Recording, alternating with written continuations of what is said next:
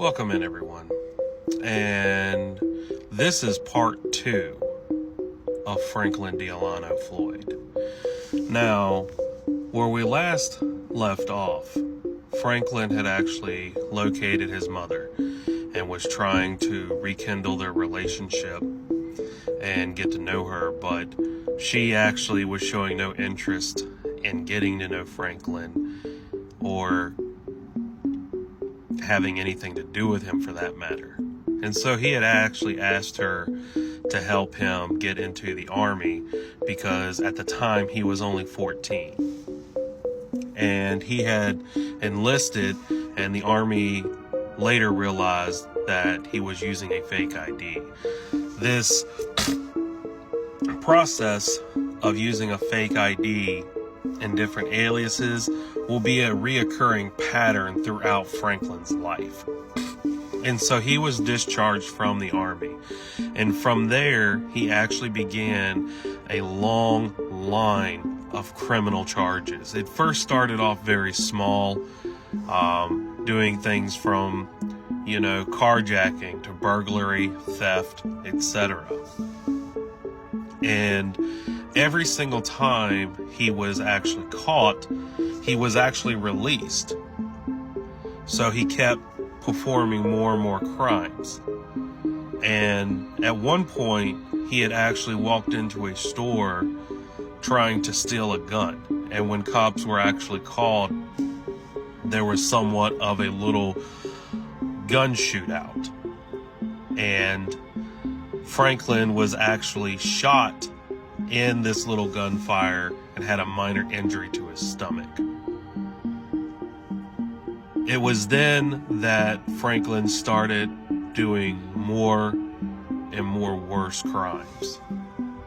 Now, February of 1960, he had actually gotten a job at Inglewood Airport, and within a month of working there, he had actually went into a bowling alley and abducted and assaulted a 4-year-old girl in the nearby woods.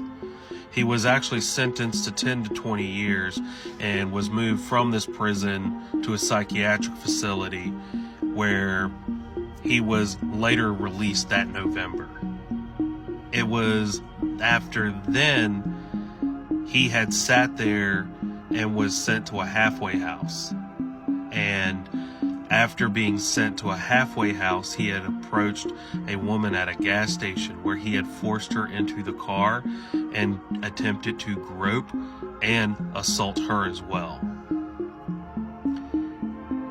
He was then awaiting trial for that, but he actually fled to avoid any kind of action because he knew he was guilty and he was actually going to do more jail time, and that's what he essentially was trying to avoid.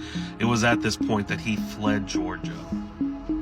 It was at this time that Franklin had actually fled to North Carolina under the name Brandon Williams.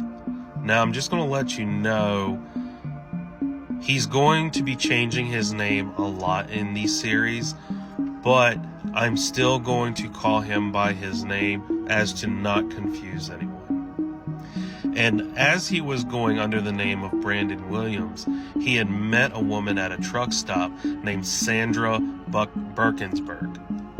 And she had actually had 4 children from 2 previous men.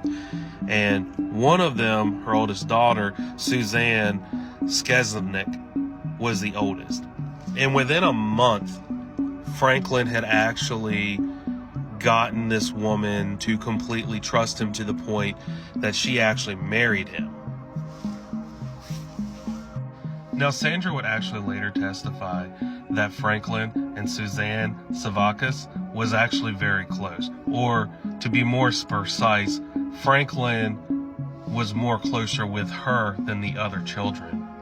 Now, it has not been confirmed, but at some point, Sandra was actually arrested for a bunch of fraudulent checks that had bounced. And she was in jail for 30 days. And when she returned, a parent's worst nightmare had been achieved. She returned home and the entire house was empty. Brandon was nowhere near. The house was completely abandoned. And it was later that she had found out that Franklin had ran off with her 4 children.